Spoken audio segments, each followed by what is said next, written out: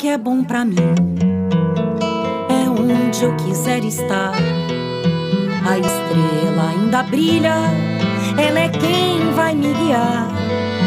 Ser guerreira é minha sina, batalhando pra vencer.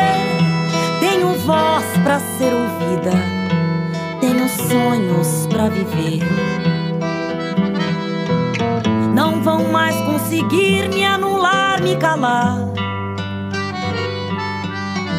Ninguém vai me impedir de cantar e lutar. Seja em casa, no campo, na rua ou na praça. Chega de mordaça, agora eu vou falar. Porque eu sou mulher pra fazer acontecer. Eu sou uma delas, são elas por elas, ocupando os espaços de poder. A luta das trabalhadoras domésticas é o tema da aula desta quarta-feira no TV Elas por Elas Formação, com a coordenadora da Federação Nacional das Trabalhadoras Domésticas, a FENATRAD, Luísa Batista. Queria falar um pouco da luta, né, das trabalhadoras domésticas, que já tem mais de 80 anos, que é anterior à CLT, né, porque a primeira Associação de Trabalhadoras Domésticas foi fundada pela dona Laudelina de Campos Melo, em 1936, na cidade de Santos, São Paulo.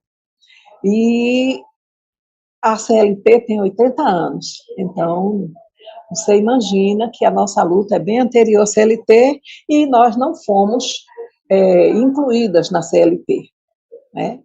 E até hoje, com a Lei Complementar 150, né, veio a PEC, veio a Lei Complementar, e muitas pessoas dizem assim, que a gente está, hoje nós somos trabalhadoras seletistas. Eu sempre me refiro no feminino, porque nós somos maioria, né? Do total de 6 milhões e algumas coisas, algumas vírgulas, nós somos 92% do total desse contingente. E dessa quantidade, cerca de 63% são mulheres negras. Ou seja, nós somos descendentes de mulheres negras que foram traficadas e escravizadas. E aí a nossa luta começou logo no início do século XX, né? Com a dona Laudelina, quando fundou a primeira associação. Depois foi criada a CLT e as domésticas ficaram de fora, o que já demonstra o preconceito e a discriminação com que o nosso trabalho é visto, né? É um trabalho invisibilizado, é um trabalho que é dentro de uma residência, é um trabalho que não é possível fiscalizar, né? Os sindicatos não conseguem fiscalizar os locais de trabalho, mesmo que receba denúncias. Então, isso a gente tenta, até hoje, lutar contra essa situação. Já na década de 1960, né, houve a expansão dessa luta, chegou aqui à região Nordeste. A dona Laudelina de Campos Melo foi, aliás, a Lenira Maria de Carvalho, desculpa, foi a pessoa que deu início à luta aqui na região Nordeste, no estado de Pernambuco. E aí chega a ditadura militar, ela é uma das pessoas que é presa também, né? A dona Laudelina foi, ela também, ela costumava, né, que ela já veio a falecer, que sofreu violência psicológica, não sofreu violência física, sofreu violência psicológica. Então, depois disso, o arcebispo de Recife, né, de Olinda e Recife, Dom Helder Câmara, interferiu e conseguiu resgatá-lo. Aí, a gente não podia se organizar em sindicatos, né? Trabalhadoras domésticas, trabalhadores rurais, funcionários públicos, só puderam se organizar em sindicatos depois da Constituição de 1988. Até então era associação. E em 1979 foi difícil, né, conseguir 20 trabalhadoras domésticas com carteira assinada para fundar a associação, porque este ano nós temos 2 datas importantes para comemorar. A primeira é a aprovação da Lei 5.859, que foi aprovada em dezembro de 1972, entrou em vigor em abril de 1973. Essa lei garantiu a carteira assinada e a inclusão na Previdência Social, sendo que não tinha salário. O salário que era assinado a carteira era combinar. O empregador é que combinava que valor podia pagar e as trabalhadoras, claro, né, aceitavam porque teria carteira assinada. E eu lembro que as companheiras daqui do sindicato, as mais antigas, a Lenira, a Nila, a Eunice, elas diziam que tinha patrão e patroa que dizia que as trabalhadoras, ninguém ia assinar carteira de trabalhadora doméstica, né, de empregada doméstica, assim que se referiam, e que essas trabalhadoras, elas, com certeza, elas iam ter que ir para uma profissão. Teve pessoas que disseram, ninguém vai assinar carteira de empregada doméstica.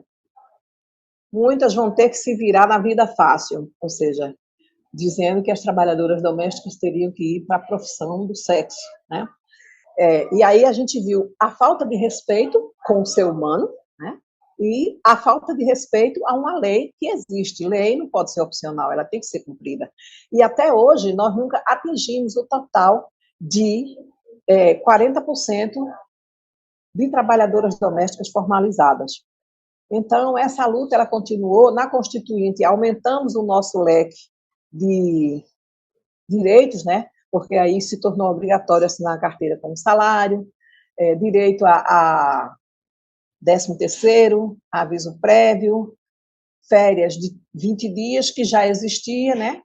Mas ficou consolidado só 20 dias, e os sindicatos sempre dizendo que nós tínhamos direito a férias de 30 dias porque pertencemos à classe trabalhadora e que, portanto, não era justo. Então, essa luta, ela não parou, como até hoje não para, né? E aí o que aconteceu foi que a gente, em 2006, sim, antes teve a lei do FGTS opcional, porque no governo FHC eles queriam aprovar o FGTS para as trabalhadoras domésticas, recolhendo apenas 2% sobre o salário. E aí houve toda uma movimentação dos sindicatos, se reuniram e ouviram a categoria que disseram, não, nós não aceitamos só 2%. Isso é desigual em relação às demais categorias. Aí o que aconteceu foi que essa lei se tornou opcional, explicitamente opcional, ou seja, se o empregador quisesse recolher, ele recolhia. Se ele não quisesse, ele não seria obrigado, nem mesmo na justiça, a recolher. E aí veio a eleição do presidente Lula, né, em 2002, e em 2006 ele aprovou uma lei que para nós foi muito importante, a Lei 11.324. Essa lei nos garantiu 4 direitos muito importantes, que foi estabilidade da trabalhadora doméstica gestante. Se por acaso o empregador demitir, ele pode até demitir, mas ele tem que pagar todo o período da gestação, incluindo aí os recolhimentos dos encargos sociais, e isso prevalece, hoje está dentro da Lei Complementar 150. Houve a proibição do desconto de moradia, higiene e alimentação, porque tinha empregador que descontava a alimentação, descontava os itens de higiene, leia-se, um desodorante, um sabonete e um papel higiênico, que não era igual da família. E a moradia, se ela dormisse no local do emprego, muitas vezes por necessidade do empregador, que assim exigia na contratação, não tinha uma jornada de trabalho, ele tinha aquela trabalhadora doméstica à disposição, mas eles não pagavam por isso, né, as horas extras. Mas ainda se dava o direito de fazer um pequeno desconto no salário da trabalhadora. Então, essa lei vedou esse desconto. Direito aos feriados, que a gente já vinha há muito tempo pleiteando, né, negociando, dizendo que somos pertencentes à classe trabalhadora, e como tal, a gente tinha direito aos feriados. E as férias de 30 dias, que até então era 20 dias. Então, as férias passou a ser de 30 dias com salário e mais um terço sobre a remuneração do salário. Então, isso foi, para nós, naquele momento, foi um grande avanço. E vamos à luta, e nessa, da gente não parar, né? A gente conseguiu, em 2011, junto à Organização Internacional do Trabalho, a Convenção 89, que é uma convenção que todos os países signatários da OIT devem ratificar. Nessa convenção, o texto é bem claro, que a trabalhadora doméstica diarista também deve ter um trabalho digno, remunerado e decente. E aí, em 2013, teve a aprovação da PEC 72, né, barra 2013, conhecida como PEC das Domésticas, e essa PEC garantiu os demais direitos que ainda não estavam previstos em lei, como o FGTS, seguro-desemprego, adicional noturno, abono família, comunicação de acidente de trabalho, entre outros. Porém, ela só entrou em vigor 2 anos e 3 meses depois, ou seja, foi aprovada em junho de 2015, entrou em vigor em outubro de 2015. Então, quando foi aprovada, a gente viu que a questão da diarista ainda temos muito o que lutar por isso. Por quê? Porque só se torna vínculo empregatício a partir de 3 dias prestando serviço na mesma residência. E a gente vê isso como uma discriminação para nós, porque a gente toma como exemplo sempre um profissional da área de saúde. Se ele der um plantão numa clínica ou num hospital uma vez por semana, aquele contrato dele é formalizado. Ele recebe todos os direitos, né, claro, de acordo com o valor do plantão, é recolhido todos os direitos sociais, todos os encargos sociais. E para nós ficou apenas em 3 dias, a partir de 3 dias. Então, essa é uma luta constante, né, da categoria. A questão do seguro-desemprego, que para nós ficou apenas 3 parcelas, no valor de um salário. Muitas vezes a trabalhadora tem um contrato de 2.000, 2.500, mas quando ela vai acessar o seguro-desemprego, ela só tem direito a 3 parcelas no valor do salário. E aí, atualmente, né, aí, sim, chega 2016, não é segredo para ninguém, né, o golpe que a presidenta Dilma sofreu, que foi um golpe não só no partido nem na presidenta, foi um golpe no povo brasileiro. Diga-se, classe trabalhadora brasileira, porque fomos nós que fomos os mais atingidos, nós, enquanto classe trabalhadora. E a nossa categoria, né, que são as trabalhadoras domésticas, e estamos inseridas dentro da classe trabalhadora brasileira, claro que também sofremos com esse golpe. Aí veio a reforma entre aspas, né? Porque a gente sabe que quando reforma algo é para melhorar. Então, se você mexe em algo que você piorou, você não reformou, você deformou. E foi o que aconteceu com a Previdência Social, foi o que aconteceu com as leis trabalhistas, né? Com a CLT. Então, direitos que todos os trabalhadores, de um modo geral, tinha dentro da CLT, muitos saiu, né? Aí tem que ser conhecedora bem da CLT para poder chegar e falar e enumerar todos os desmontes que foram feitos, né? A CLT não, a reforma trabalhista, ela foi muito boa. O patronato, os empregadores de todas as categorias se beneficiaram com a reforma, mas a classe trabalhadora não. Então, tem o golpe na presidenta Dilma, nesses 2 anos, né, 2016, 17 até 18, né, aconteceu a aprovação dessas 2 reformas, e aí vem a eleição. O presidente Lula sofre aquele golpe, né? O presidente Lula sofre aquele golpe de ser preso injustamente, e aí, para completar o rol de desgraças, vamos dizer assim, temos uma eleição que foi ganha à base de fake news. Aí é que a coisa ficou cada vez mais difícil, né? E aí chega a pandemia. Na pandemia, a situação foi terrível. Muitas companheiras perderam os seus postos de trabalho, né? Ficaram desempregadas.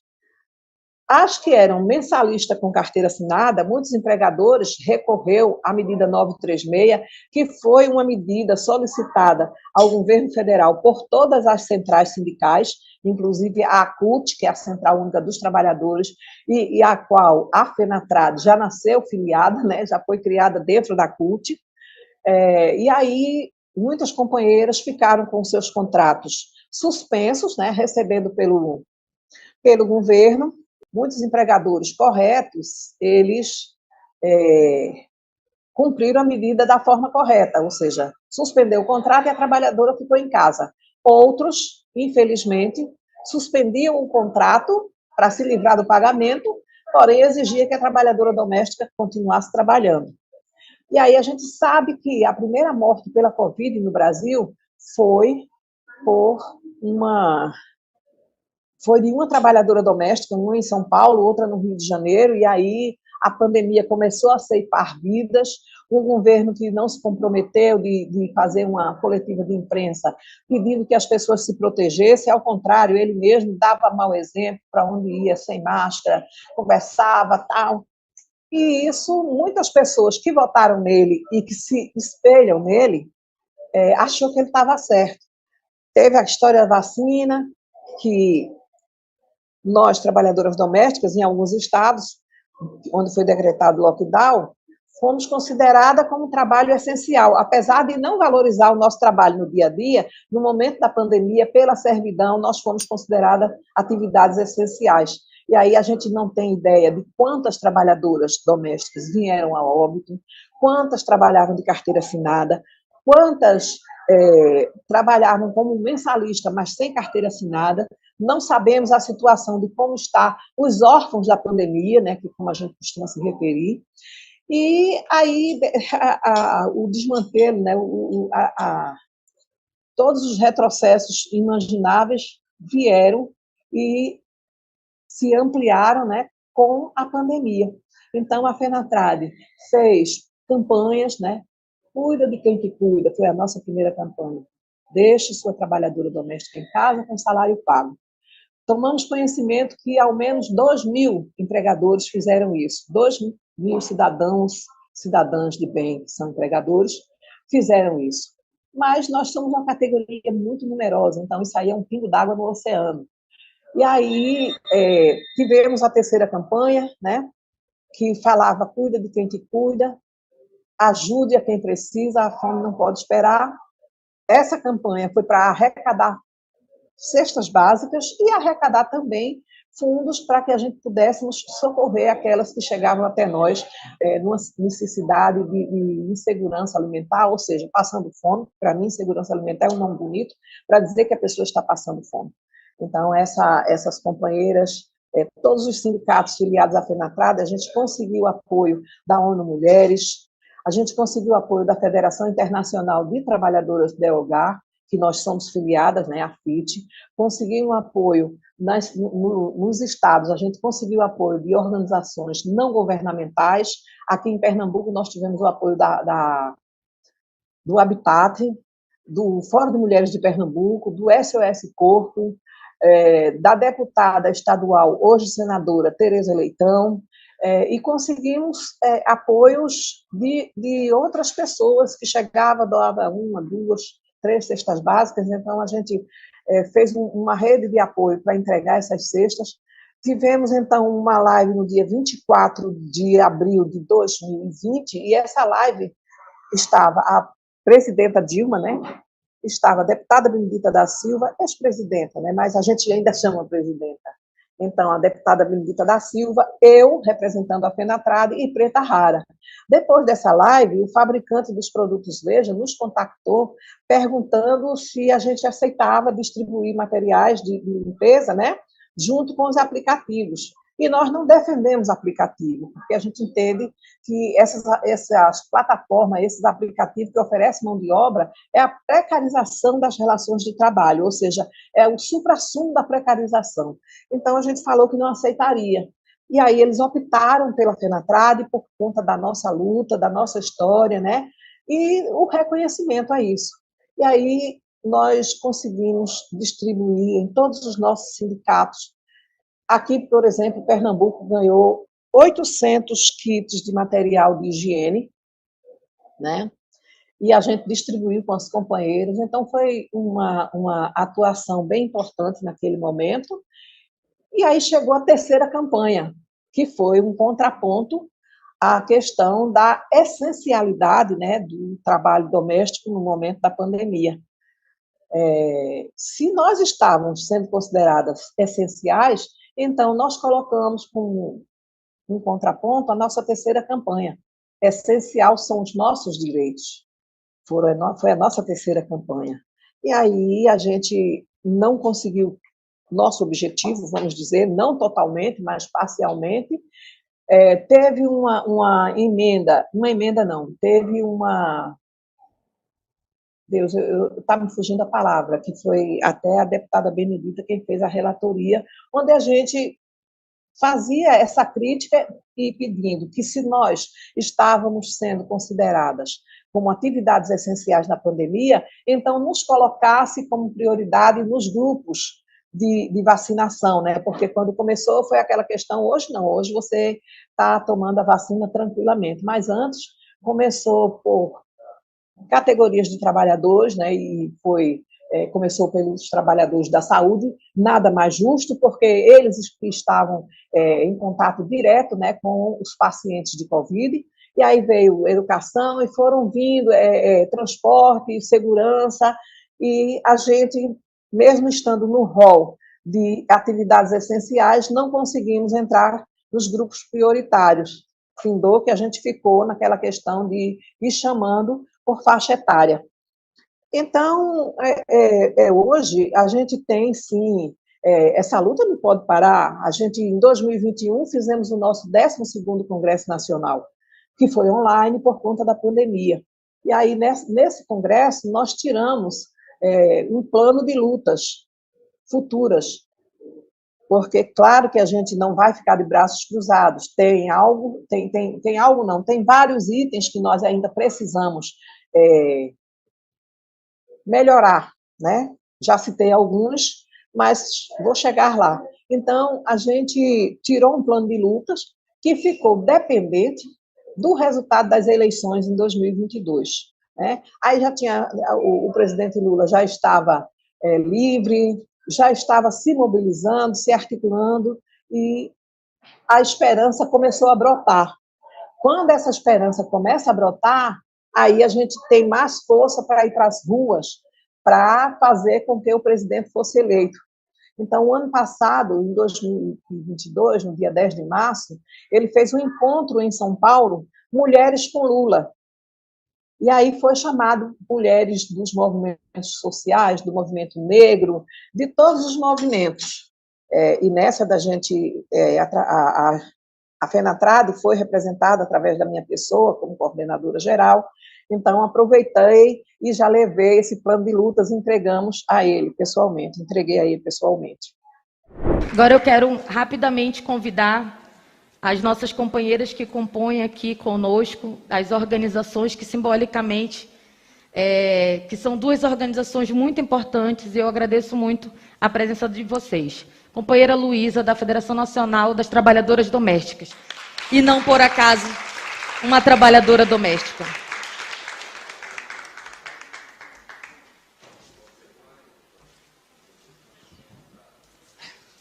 Bom dia a todos e todas e todes. Vou ser breve, estou muito emocionada. É a primeira vez que eu vejo o meu presidente pessoalmente, mesmo tendo sempre votado nele. Então, eu tenho um pouco o que falar, mas muito o que dizer, que é agradecer ao presidente Lula, agradecer à presidenta Dilma quando ela estava no governo, porque a minha categoria ela foi reconhecida, ela foi valorizada, ela conquistou direitos, mesmo tendo 80 anos de luta. Quem reconheceu os nossos direitos, quem nos valorizou, foi o governo Lula e a presidenta Dilma. E quero dizer também do nosso compromisso enquanto mulheres, né, porque somos maioria, e dessa maioria mulheres negras, o nosso compromisso nas nossas conversas, nos nossos diálogos com as nossas companheiras, do compromisso que teremos no momento da campanha, para que a gente possa, mais uma vez, retomar o crescimento que esse país precisa, e esse crescimento será com o nosso presidente Lula. Então, muito obrigada, e aproveito a oportunidade para entregar para o senhor o nosso plano de lutas. Obrigada, gente. Eu realmente estou muito emocionada.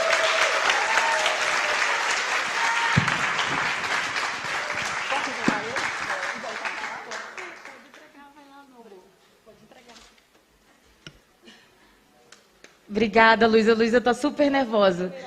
Pode entregar, entregou. Pronto.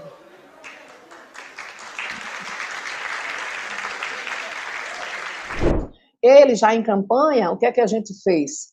A gente foi convidada para estar no dia 4 de setembro no Sindicato dos Metalúrgicos em São Paulo. Eu, no momento, eu estava muito debilitada por conta de um tratamento de CA, né, e a quimioterapia me deixou muito debilitada, eu não pude ir, mas foi a nossa presidenta de honra, que foi na gestão dela que se conseguiu os direitos que temos hoje, a Creuza Maria Oliveira, uma baiana, aí foi cerca de 300 trabalhadores que conseguiu mobilizar da região sudeste, né, por ser mais perto, a questão do transporte. Entregamos mais uma vez esse plano de luta para ele, já com uma versão melhorada, ampliada. E aí, depois dele eleito, né, esse ano, nós já conseguimos diálogo com a Secretaria do Cuidado, né, a secretária Laís Abramo nos recebeu. Terça-feira passada, tivemos uma sessão solene promovida pela deputada federal Benedita Brasil, que foi a relatora da nossa PEC, que foi trabalhadora doméstica. Então, ela fez essa homenagem pelos 10 anos da PEC. Nós mobilizamos, cada sindicato mandou uma representante, né, porque a gente não tem recursos e também não tem tempo para estar viajando. E aí nós fomos para a sessão solene na parte da manhã, na parte da tarde tivemos uma reunião com a ministra das Mulheres, a Cida Gonçalves, e, bem, aí a gente foi conseguindo outras reuniões, fomos recebidas pelo secretário de Acesso à Justiça, doutor Adalberto, e aí a gente está na luta, buscando ampliar. E dentro desse plano de luta, a gente está pedindo a volta do TDC, que é o Trabalho Doméstico Cidadão. Foi um projeto piloto que aconteceu em 2006 com o presidente Lula, e a gente, nesse projeto piloto, a gente conseguiu fazer qualificação profissional, elevação de escolaridade e formação política, apenas para 210 trabalhadoras. Foram 7 cidades, 30 em cada cidade, né? Em São Paulo, teve São Paulo capital e Campinas, teve no Rio de Janeiro, teve em Salvador, Aracaju, Recife e São Luís do Maranhão. E eu digo com muito orgulho que eu sou fruto desse projeto chamado TDC. Então, nas nossas pautas de reivindicação está a retomada do TDC, Trabalho Doméstico Cidadão, está o pedido da ampliação do número de creches, que é um direito da criança na Constituição, mas que os governantes municipais, porque aí nós sabemos que creche é responsabilidade dos governos municipais, nós estamos buscando que esse diálogo aconteça. Aqui nós entregamos um documento ao prefeito João Campos, né, solicitando e mostrando algumas comunidades que têm dificuldade. Pelo menos, eu moro numa comunidade há 30 anos e não tem creche. Então, a gente está solicitando isso. Estamos solicitando a ampliação das escolas de tempo integral para os nossos filhos, porque os nossos filhos estão, num período ele está na escola, no outro ele está em casa, né? E aí a gente sabe que nós não temos condições de pagar uma pessoa para cuidar dos nossos filhos, mas precisamos trabalhar. Então, isso gera uma preocupação nas mães que precisam fazer isso, porque sabe que o filho, o período que está em casa, ele se torna presa fácil para ser cooptado, né, para as violências que a vida, aliás, nas periferias oferece. Então, é mais ou menos isso que nós estamos fazendo enquanto FENATRAD, enquanto sindicatos, não só a questão das creches, das escolas de tempo integral, como também a revisão em alguns pontos da Lei Complementar 150, porque mesmo a imprensa dizendo que hoje as trabalhadoras domésticas estão na CLT, elas não estão totalmente dentro da CLT. Existe uma parcialidade nessa situação, e a luta da FENATRAD é por igualdade. E vamos continuar lutando. Em 2016, nós conseguimos também vencer um projeto de um desafio que o Google fez, né, um desafio social, que seria a apresentação de projetos que pudessem impactar na vida de mulheres, né? E aí, junto com a Temis, a FENATRAD conseguiu enviar um projeto e foi aprovado, que foi o aplicativo Laudelina. Não é um aplicativo de oferta de mão de obra, porque esses a gente não defende. É um aplicativo de informação. É um aplicativo informativo. A gente costuma dizer que é a informação na palma da mão. Então, você entra lá no aplicativo, a trabalhadora lá, ela tem informações sobre os direitos que estão garantidos dentro da Lei Complementar 150, ela tem a simulação de cálculos de férias, ela tem a simulação do cálculo de rescisão, ela tem a simulação de como chegar ao valor da hora extra trabalhada. Então, é um aplicativo que, para nós, foi muito importante conquistar. E é nesse aplicativo que está a informação na palma da mão. E a gente sempre que faz uma entrevista, ou o que for, a gente está buscando divulgar esse aplicativo que nós chamamos de o aplicativo do bem, porque ele realmente é um aplicativo do bem. Então, eu acho que eu já dei um resumo bastante do que é a nossa luta, mas eu acredito que foi bem compreensível o que eu falei. Na aula desta quarta-feira, a coordenadora da Federação Nacional das Trabalhadoras Domésticas, Luísa Batista, contou um pouco sobre as lutas e conquistas das trabalhadoras domésticas e os desafios que se colocam para os próximos anos. Fique ligada e não perca os próximos temas do TV Elas por Elas Formação, que é de segunda a sexta-feira, sempre às 4h, aqui na TV PT. Reveja esta e outras aulas na playlist TV Elas por Elas Formação, no canal da TV PT no YouTube ou em formato de podcast no Spotify.